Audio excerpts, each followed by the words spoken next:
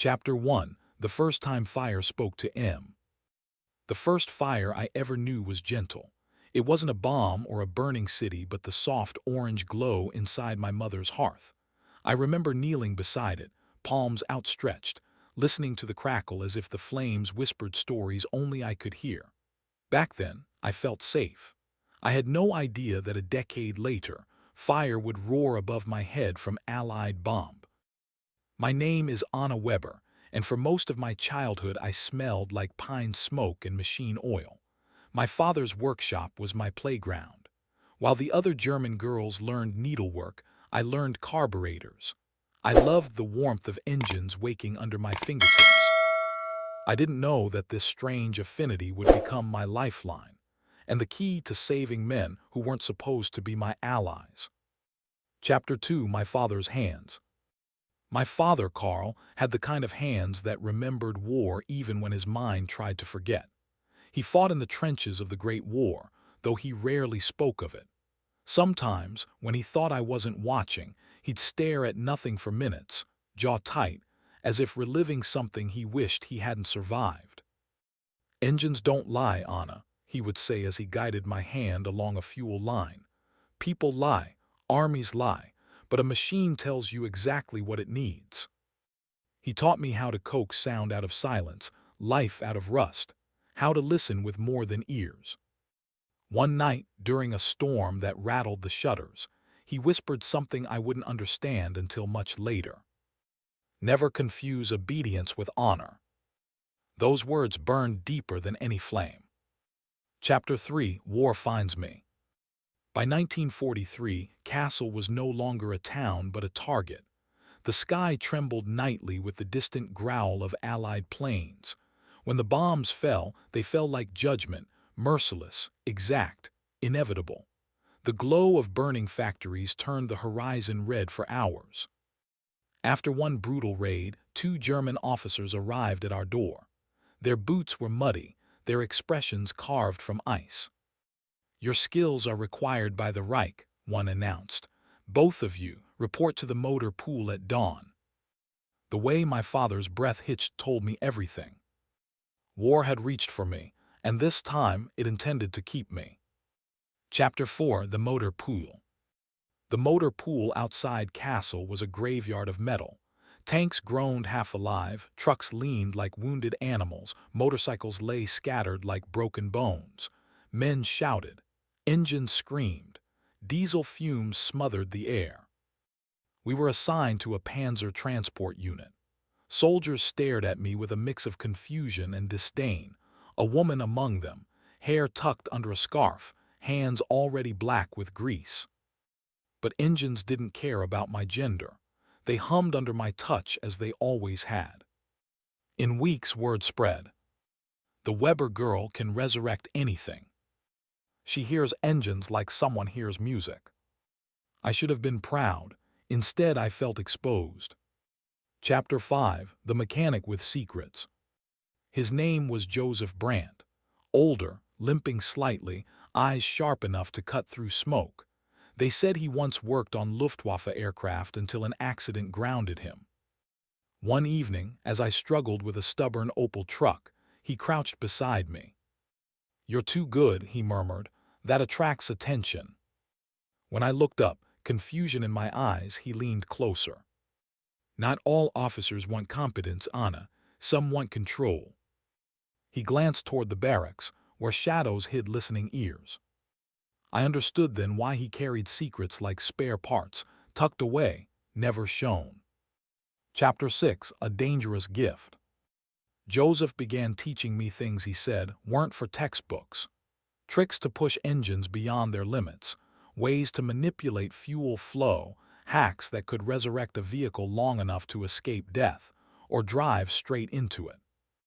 One night, under the dim, yellow lamp of the workshop, he said, "War ends lives, but a machine can save them, even the enemy." I froze. Enemy. In 1943, that word could end you. "Why would you say that?" I whispered. He looked at the floor, jaw tense. "Because I've seen enough to know the uniforms aren't the problem. The men inside them bleed the same." I didn't understand fully then, but I would soon. Chapter 7: The Firestorm. October 1943. The night castle became a furnace. The sirens wailed, the sky roared. I had heard air raids before, but this was a storm made of fire and metal. Incendiaries rained down like the wrath of a forgotten god. The air itself burned. Our unit scrambled. Vehicles sputtered, engines choked, panic spread like flame. A commander shouted, "We need to move the convoy now or we die here." But half the trucks refused to start. I ran from one engine to another, my fingers trembling, lungs burning. Flames reflected in broken windows.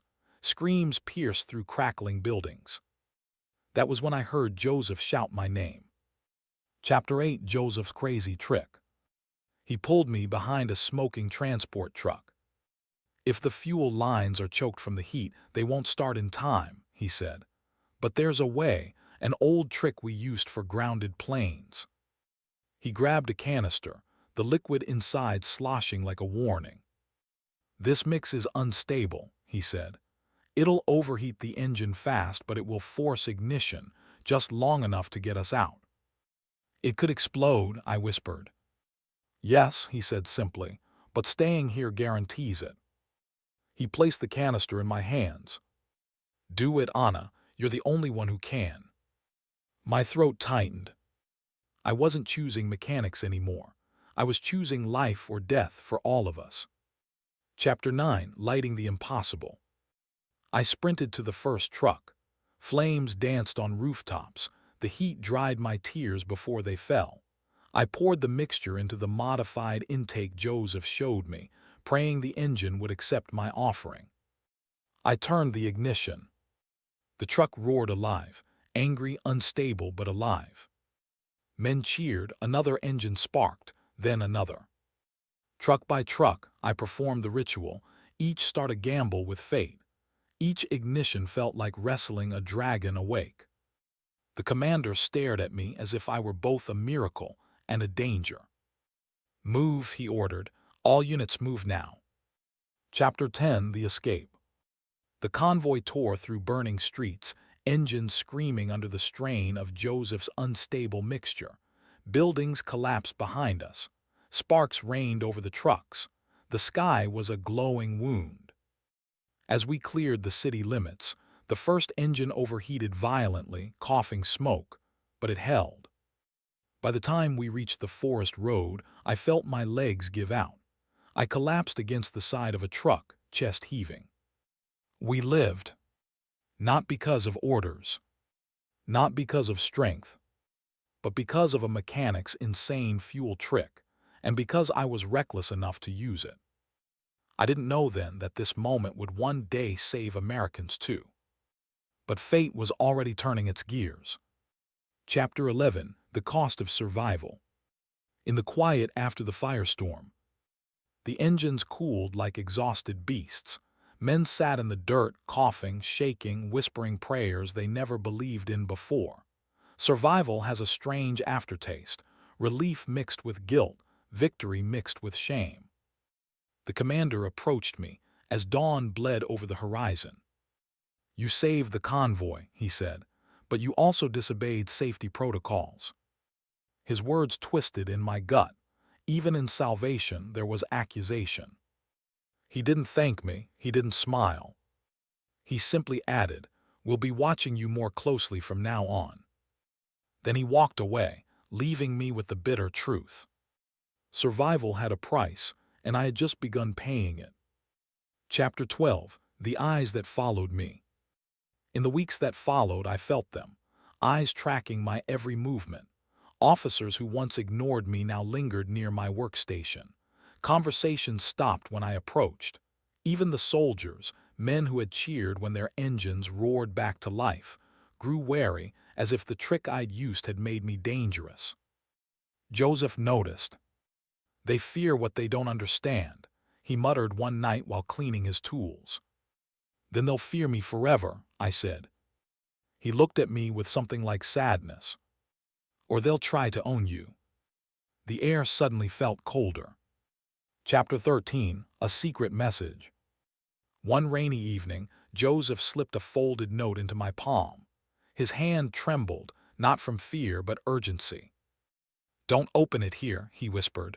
"Read it when you're alone." I waited until lights out, hiding beneath my thin blanket as the rain drummed against the barracks roof.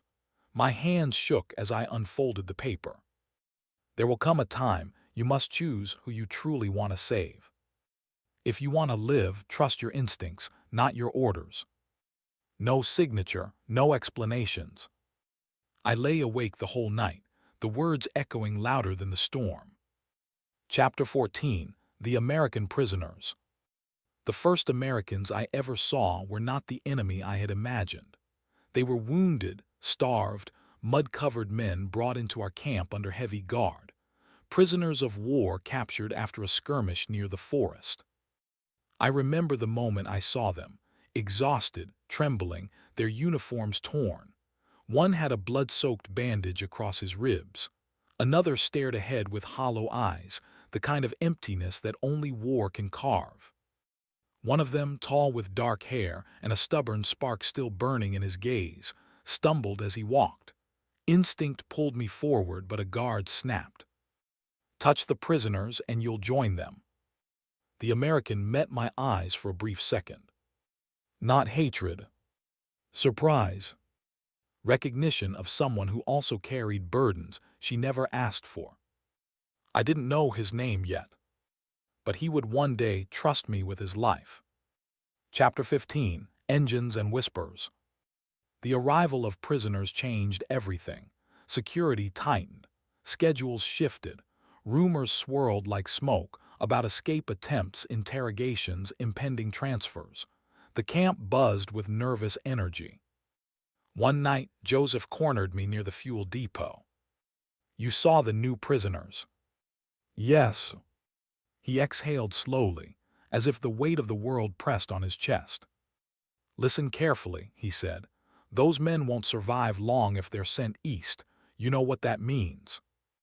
I swallowed hard. Even saying it felt dangerous. "What am I supposed to do?" I whispered. "Nothing," he said. "Not yet, but a moment will come when everything depends on you." I didn't sleep that night either. Chapter 16. Sabotage. It began with small things. A missing bolt on a fuel pump, a loosened belt on a transport engine, a strange rattling inside a motorcycle's gearbox. Sabotage. But not the sloppy kind of scared conscripts. This was deliberate, precise, someone who knew machines intimately. At first, I thought they suspected me. Officers questioned me about maintenance logs. They demanded explanations. They ordered me to double-check every repair under supervision. Joseph pulled me aside afterward. "It isn't you they're watching," he said quietly. "It's me." My breath caught. "Did you do it?" His silence was confirmation. "Why?" I whispered. He closed his eyes. "Because saving a machine is noble, but saving a human life is holy." Chapter 17. The Broken Convoy.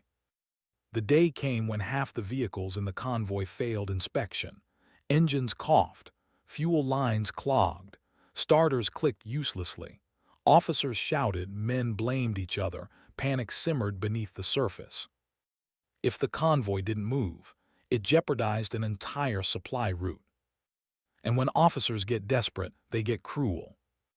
One officer grabbed Joseph by the collar, spittle flying as he shouted, "You've been tampering with the engines." Joseph didn't deny it.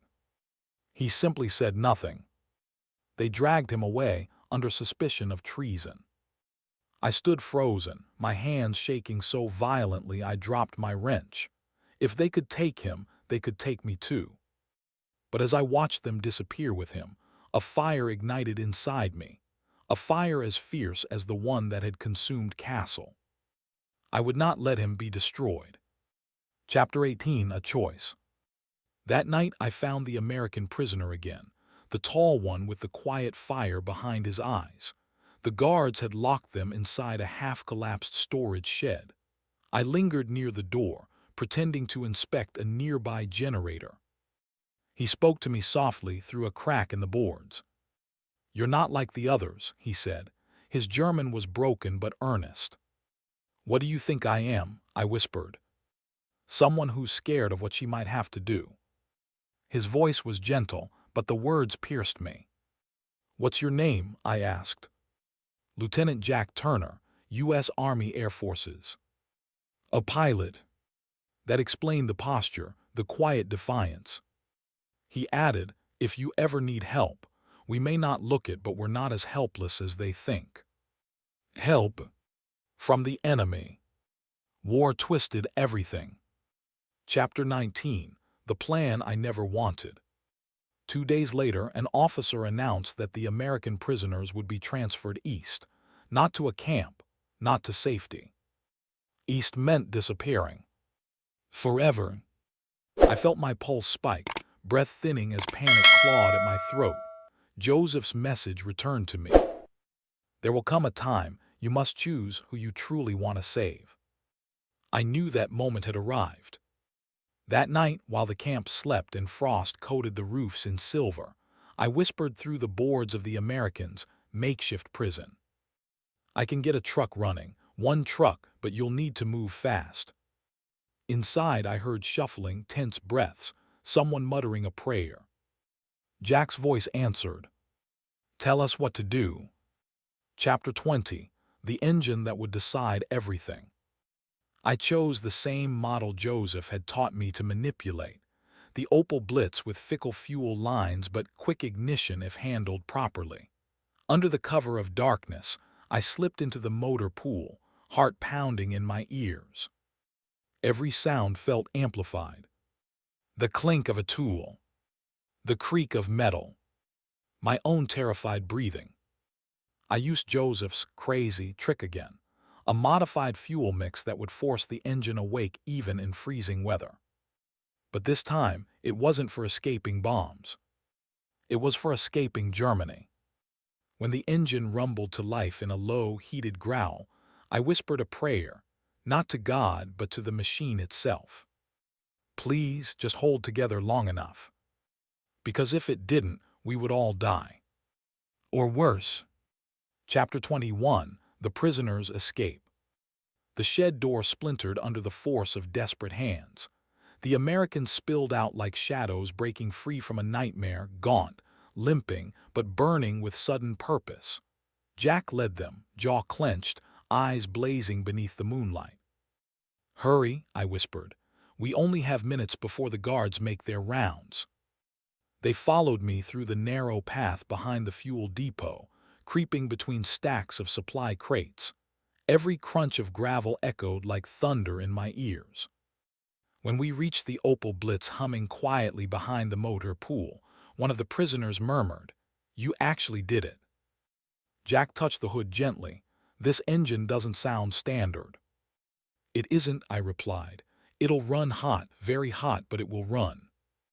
Jack held my gaze for a heartbeat. "Then we trust you." Trust. From men who had every reason to hate me. War rewrites the dictionary of human connection. Chapter 22. The Shot in the Dark. Just as the last prisoner climbed into the truck bed, a shout tore across the yard. "Halt!" A guard. My blood turned to ice. "Go," I screamed. "Go now." Jack slammed the door, but the guard fired before he could shift into gear. The bullet ricocheted off the fender with a metallic shriek. Another shot cracked the air, this time aimed at me. Jack cursed, grabbed his pistol, likely stolen during the breakout, and fired a warning shot that sent the guard diving for cover. "Get in," he yelled. But I didn't move.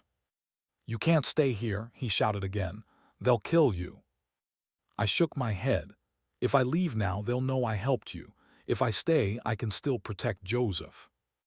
The truck lurched forward. Jack locked his eyes on mine, fury and fear clashing in their blue depths.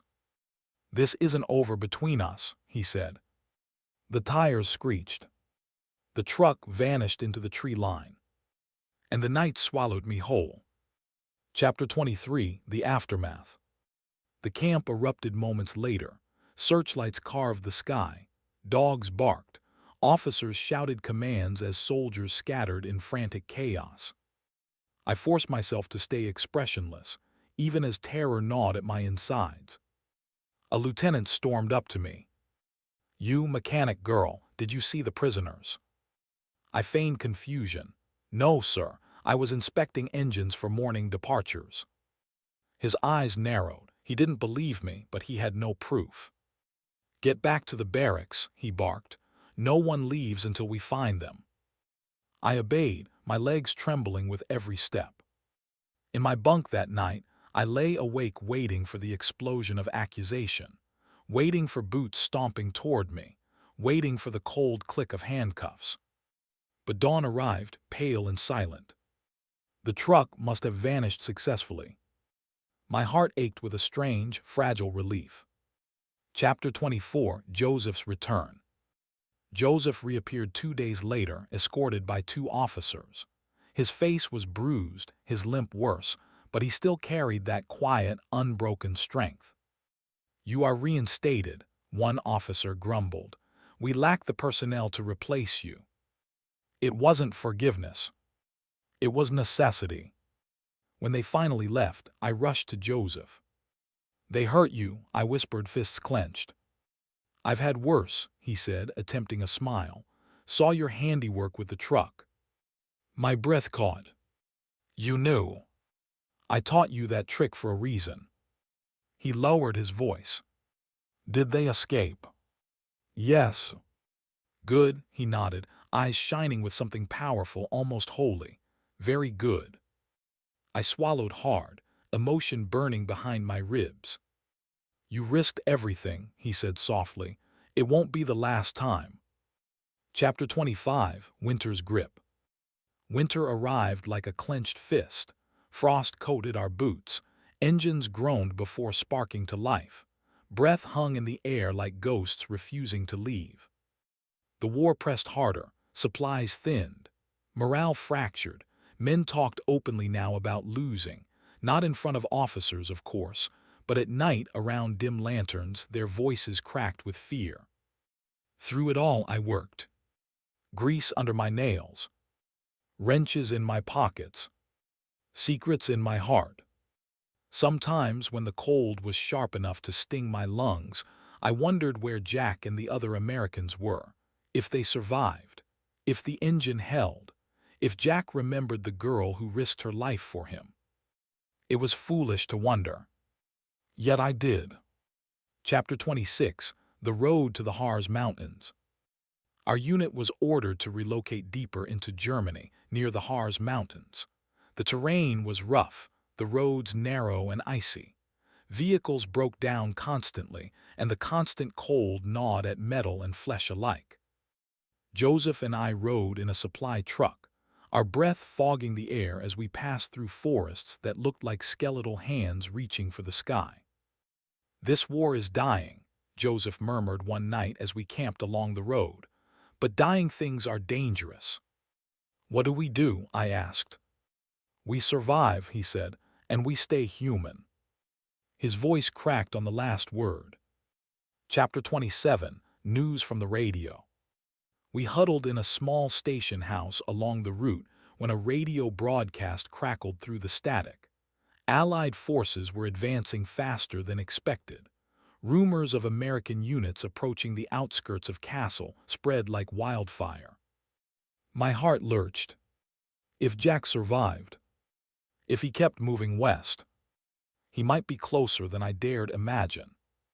Joseph noticed the change in my face. "You're thinking about the prisoners," he said quietly. "One of them," I admitted. He didn't scold me. He simply nodded, understanding more than words could say. Chapter 28: The Ambush.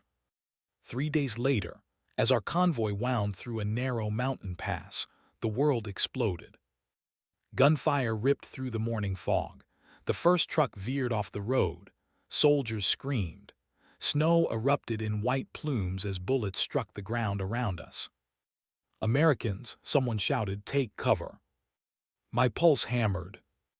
The sound of rifles echoed against the cliffs, sharp and merciless. Joseph grabbed my arm. "Stay behind the truck." But before I could move, a blast shook the earth. Flames burst from a fuel truck ahead. Heat smashed into us like a violent wave. Through the chaos, I heard something impossible. English shouting. Chapter 29, The Reunion in the Smoke. Our truck skidded off the road, landing sideways in the snow. I crawled out, coughing, vision blurred by smoke. Gunfire crackled. Shouts, German and American, echoed wildly. Then through the haze I saw him. Jack. Helmet on, rifle raised, eyes sharp with combat focus. He moved like a man who had clawed his way back from hell and refused to die again. He froze when he saw me. On it. My heart clenched. Jack. For a second, the world shrank to the space between us, war roaring around us, snow turning pink under the wounded metal groaning as vehicles collapsed. "You're alive," he whispered. "So are you," I breathed. He grabbed my arm. "Come with us now." But another explosion ripped through the air, throwing us apart. And then everything went black. Chapter 30, Between Life and Death. I awoke to silence. Cold, endless silence. Snowflakes drifted through a crack in the overturned truck, landing softly on my face. My body ached, my head throbbed, but I was alive. "Anna," a weak voice whispered. "Joseph." I crawled toward him. He was pinned under debris, his breathing shallow. "You have to go," he rasped. "They're still fighting. You won't survive if you stay." "No," I whispered fiercely. "I'm not leaving you." He grabbed my wrist with surprising strength. "Listen to me. Find the Americans. Find Jack. They're your way out, your future." Tears blurred my vision. "You're my family." Joseph smiled, a small, broken, beautiful smile. "And that's why I want you to live." His hand went limp. I bowed my forehead to his, my heart shattering quietly in the frozen air. Then I crawled out into the smoke-filled morning. Toward Jack. Toward whatever came next. Chapter 31, Smoke, Snow, and Footsteps. The world outside the overturned truck was a battlefield frozen in time. Smoke drifted upward in thin gray ribbons, mixing with the falling snow. The air smelled of gunpowder and burning fuel, sharp, metallic, unforgettable. I stumbled through the wreckage, calling Jack's name in a hoarse whisper. Nothing. Only the crackle of dying flames, the distant groan of twisted metal, the low moans of wounded soldiers, German and American alike. For a moment, panic threatened to swallow me whole. Then, footsteps. Light, cautious, deliberate. I spun around. A silhouette emerged through the smoke, rifle raised, posture tense, breath steaming in the cold. For a heartbeat, I prepared to run. Then the figure lowered the rifle. On it. Relief hit me so hard my knees buckled. "Jack." He hurried to me, catching my arm before I collapsed. "You're hurt," he said, scanning my face. "So are you," I whispered, seeing the blood seeping through his sleeve. He gave a faint, crooked smile. "Looks like we're keeping pace." Chapter 32, The Mountain Clearing. Jack guided me toward a small clearing off the road where several American soldiers were tending to the wounded. Some were his crew, others, infantry who had joined the ambush. They eyed me warily, understandably. A German uniform didn't inspire trust. Jack stepped between us. "She's with me," he said firmly. "She saved our lives once. She's not the enemy." The men exchanged looks, silent tension crackling like radio static. I swallowed hard. "I don't expect you to trust me. I just don't want to die here." One soldier muttered, "We don't take prisoners on active fire lines." Jack shot him a glare. "She's not a prisoner." His voice held something fierce, protective. It stunned me. For a brief moment, despite the chaos, I felt seen, defended, human. Chapter 33, The Wound That Wouldn't Wait. A medic approached me. an older man with sharp eyes softened by exhaustion. "Sit," he said. "Let me see." Jack helped lower me onto a crate. The medic inspected a gash along my side I hadn't realized was bleeding. "You're lucky," he said. "An inch deeper and we'd be digging shrapnel out of your lung." Jack winced. "She needs proper treatment." The medic shook his head. "We can't stay long. German reinforcements will be here within the hour." My chest tightened. "Then what happens?" I asked. Jack met my eyes. "We move together." The word "together" warmed me more than the fire they lit to keep us from freezing. Chapter 34, Orders and Defiance. A sergeant approached Jack. "Lieutenant, command wants us regrouping west in 20 minutes. The pass won't hold. We're pulling out." Jack squared his shoulders. "What about the civilians?" The sergeant scoffed. "You mean her? We don't have clearance to bring enemy personnel." My stomach dropped. Jack's jaw tightened. "She's not personnel, she's human, and she helped us escape captivity twice." Rules, regulations, wartime paranoia. They all slammed into the moment like a wall. The sergeant lowered his voice. "Look, Jack, I get it, but you bring her and you're violating orders. You'll face consequences." Jack didn't flinch. "Then I'll face them." For a moment, even the wind seemed to hesitate. Chapter 35, Breaking the Line. The group moved through the forest in a silent column, snow crunching under boots, breath forming pale clouds. Jack stayed close to me, ready to support me when pain shot through my side. "Why are you doing this?" I whispered. "You already know." I swallowed. "Say it." He hesitated, his breath catching. "Because you saved me when you didn't have to, because you're brave, because you deserve more than this war." The words wrapped around me like warmth in the freezing night. We reached a ridge overlooking a narrow valley, their intended route. But below, German patrols searched with lanterns and dogs. "Damn," Jack muttered, "they cut us off." A soldier cursed under his breath. "We're trapped." "Not entirely," I said, pointing to a hidden maintenance trail used by German fuel trucks. I knew every bend, every blind corner. Jack raised a brow. "You sure?" "Positive." He smiled faintly. "Lead the way then." A German woman guiding Americans through German territory. If anyone had told me this weeks ago, I would have laughed. Chapter 36, The Frozen Trail.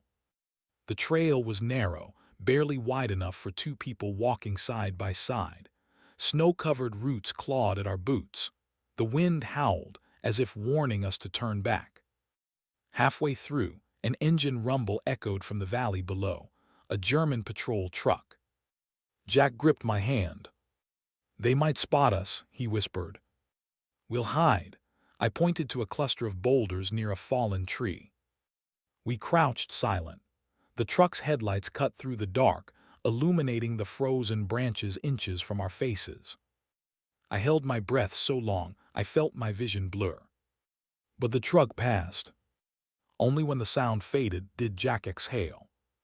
"You really know these mountains?" I nodded. I spent half my childhood exploring them, the other half fixing what my father broke on the way. Jack chuckled softly. "Sounds like a good childhood." For a moment, I almost believed it was. Chapter 37, A Fire in the Night. By late evening, exhaustion forced us to stop in a sheltered hollow. A small fire crackled softly, casting amber light on faces carved by fatigue. Jack sat beside me, wrapping a blanket around my shoulders. "You're freezing," he said. "So are you." He smirked. "I'm American. We pretend it builds character." I laughed a small, fragile sound I hadn't heard from myself in months. As the fire warmed our hands, Jack's voice softened. "When I escaped that camp, I promised myself that if I ever saw you again, I'd make sure you got out of this war alive." His words drifted through me like smoke and warmth intertwined. "Why me?" I whispered. He hesitated, then, Because you're the first person in this war who reminded me I'm still human. My throat tightened. You did the same for me. Our shoulders brushed. Just a moment, just enough to feel the truth we couldn't yet say aloud. Chapter 38: The Echo of Boots. At dawn, we broke camp. Frost clung to our coats. The mountains glowed pale pink under the rising sun. We moved silently, careful not to leave footprints on open ground. But halfway through the forest, we heard them. Boots. Dozens of them, crunching snow in perfect rhythm. A German search party. Panic surged through the group. Jack grabbed my arm. This way down the ravine. I shook my head. Too steep, you'll break your legs. We don't have a choice. The voices grew louder, barked commands, dogs whining as they caught faint scents. They're tracking us, I whispered, because of me. Jack turned to me sharply. No, because of the war, not you. He pulled me toward the ravine's edge. Slide on your back, I said. Feet forward, keep your arms tucked in. You've done this before, Jack asked. Many times. Why? To avoid chores. He laughed once, breathless, disbelieving, before we pushed off the edge. The world blurred in white and cold. Chapter 39: The River Below. We landed near a half-frozen river, snow exploding around us. The others followed, landing with grunts and curses. Jack helped me up. You okay? Ask me again when I can feel my legs. But our relief didn't last.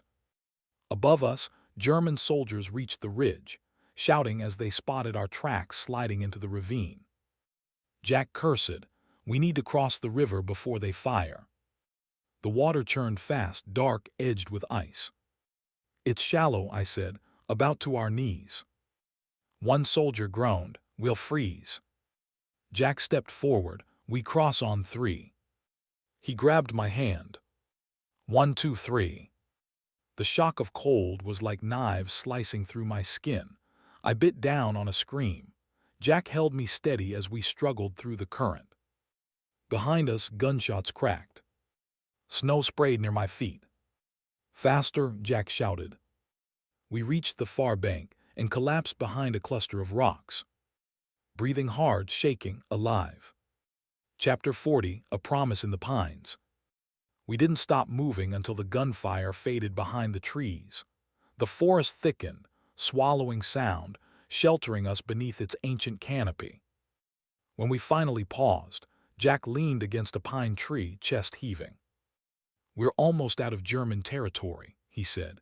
Another 40 miles west and we'll hit Allied lines. 40 miles. In snow, with little food, with enemies behind us. I felt fear rise like a tide. Jack stepped closer.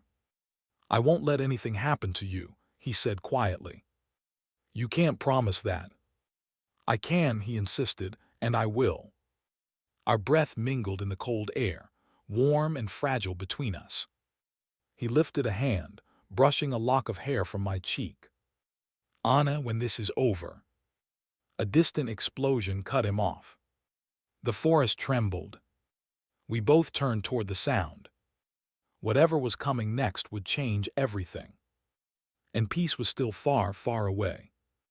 Chapter 41: The Thunder in the West. The explosion rolled through the forest like distant thunder, shaking snow from the treetops. We froze. Every instinct screamed danger. Jack scanned the horizon. That wasn't artillery, too close. Another boom echoed, followed by faint gunfire. One of the American soldiers muttered, "Could be a German retreat line. They're blowing bridges." My chest tightened. If the bridges fell, we'd lose the fastest route to Allied territory. Jack turned to me. Is there another way across the mountains? Anything not on the maps? I hesitated, thinking of my childhood explorations. There's one, I whispered. A mining tunnel, abandoned, dangerous, but it leads west. Jack's eyes lit with a mix of hope and fear. Show us. Chapter 42: The Hidden Tunnel. We trekked through dense forest until the trees thinned and the ground dipped sharply. A rusted metal sign poked out of the snow. Bergwerk Eldenstein closed. The entrance yawned like the mouth of a beast, dark, cold, waiting. One soldier shivered. "We're not seriously going in there." Jack looked at me. "Safe." I shook my head, not even a little.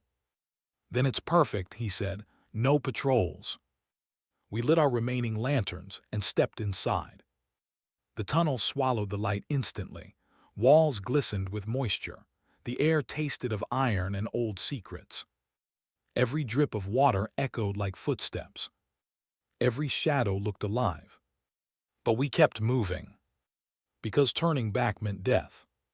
Chapter 43, The Collapse. We were halfway through when the mountain groaned above us. Jack grabbed my arm. "What was that?" Before I could answer, a deafening crack split the air. Rocks rained down. Dust swallowed the lantern light. The tunnel trembled violently as if the earth itself screamed. "Get back," someone shouted. But the collapse surged forward like a wave. Jack threw himself over me as stone and darkness buried the path behind us in a suffocating roar. When the shaking stopped, I coughed dust from my lungs, blinking through gritty tears. The passage behind us was gone, completely sealed. "Anyone hurt?" Jack called. Voices answered, shaken but alive. "We can't go back," I whispered. Jack squeezed my shoulder. "Then we go forward." Chapter 44, The Underground River. We pressed deeper into the tunnel, our single lantern flickering like a dying heartbeat. The air grew colder, damp enough to cling to our skin. Then we heard it. Water. Rushing, distant but growing louder. "A river," I said. "The miners used it to cool equipment." When we reached it, the water glimmered like black glass. A narrow ledge hugged the wall, barely wide enough for a boot. "We cross this," a soldier whispered. "No," Jack said. "We go through it." I stared at him. "Jack." "It's shallow," he said, "and it flows west. It might even lead us out. Or drown us." But choices were luxuries we no longer had. Jack stepped into the water first, offering his hand. "Trust me." I took it. Together, we followed the river into the dark. Chapter 45, The Stars We Feared We'd Never See Again. Hours blurred into cold pain. The river numbed my legs. My body trembled uncontrollably. More than once I slipped, but Jack kept me upright. "You're doing great," he whispered, voice hoarse. "I stopped feeling my feet 20 minutes ago." He laughed softly. "That's normal for fleeing enemy territory." Finally, a faint breeze brushed my face. Then a glow. Pale silver, real. We emerged from the tunnel into the open night. The stars above us were so bright they looked carved into the sky. I gasped, tears spilling before I could stop them. Jack touched my cheek gently. "You made it, Anna." "We made it," I thought. But I couldn't say it. My throat was too tight. Chapter 46, Running Toward Gunfire. We descended into a valley lit by distant flashes, muzzle fire. The front was near. The Americans stiffened. "That's our line," one whispered. "We're that close," Jack breathed. But as we approached, silhouettes emerged ahead. German patrol. They hadn't seen us yet, but they would. Jack cursed under his breath. "We need to move fast." Before I could react, gunfire erupted. A bullet struck the snow inches from my hand. Another clipped a tree beside us. "Run!" Jack shouted. We sprinted toward the flashes of Allied guns, dodging behind rocks, stumbling down the icy slope. The air shattered with gunfire and screams. My lungs burned, my legs shook. But Jack never let go of my hand. Not once. Chapter 47, The Final Push. We reached a ridge overlooking a trench line. American soldiers huddled behind sandbags, returning fire into the dark forest. Jack cupped his hands around his mouth. Friendly survivors coming in. Rifles turned toward us, shouts rose, men barked orders. Hold your fire. Two medics sprinted up the ridge to pull us behind their line. The moment we crossed into the trench, my knees gave out. Safe. The word felt unreal. Jack knelt beside me, brushing snow from my hair. His hands trembled with adrenaline and relief. You're home, he whispered. I don't have a home. You do now. Those 3 words undid me more than the entire war. Chapter 48, Question, Suspicion, Mercy. Once the fighting eased, officers interrogated me. A German woman arriving with American soldiers was suspicious at best. Some believed Jack, others didn't. A colonel asked, "Why help Americans?" I looked at Jack, who stood behind me like a silent pillar. "Because humans are more important than flags," I said softly. "Because war took everything from me, and I refuse to let it take who I am." Silence filled the tent. The colonel finally nodded. "She stays." Relief washed over me, warm as sunlight. Jack exhaled shakily, as if he'd been holding his breath since the tunnel. Chapter 49, The Letter I Never Delivered. Weeks passed. The front shifted. Snow melted. The world slowly peeled back layers of destruction to reveal something fragile, possibility. Jack and I spent evenings sitting beneath the trees, listening to the quiet we'd both forgotten existed. One night, I handed him a folded scrap of paper. "What's this?" he asked. "A letter," I said. "I wrote it the night I helped you escape the camp, just in case I didn't survive." He unfolded it carefully. It said only 3 words. "I choose freedom." His eyes softened. "You did." "I didn't know what freedom looked like," I whispered, "until you came back for me." Jack set the letter down and took my hands. "Anna, I came back because I could never leave you behind, not in any world." My heart stuttered. He leaned closer, forehead against mine. "You saved my life," he murmured. "Now let me spend mine with you." Chapter 50, The Future We Fought For. The war ended months later, not with celebration but with exhausted disbelief. Soldiers cried. Civilians wandered through ruins. The world felt like a wounded animal learning to breathe again. Jack brought me to America. The first thing I saw on landing was a sunrise unlike any I'd ever known, golden, vast, overflowing with promise. I stood there trembling, overwhelmed. Jack slipped his arm around me. "This is home now," he said softly. "Can someone like me really start over?" I whispered. He tilted my face toward his. "You didn't save your unit and castle because you were German. You saved them because you were good. You helped us escape because you were brave. You survived the mountains because you were unstoppable." He paused, voice thick with emotion. "And you loved me, just enough to cross a war for it." Tears welled in my eyes. He kissed me gently, the past dissolving around us. In that moment, beneath a new sky, with a new life ahead, I understood something profound. Fire hadn't destroyed me. It had forged me. And the mechanic's crazy, fuel trick, the one that lit engines in the darkest hour, had set the rest of my life in motion. A life finally my own. A future born from courage. A freedom chosen again and again. This was the end of the war. And the beginning of everything else.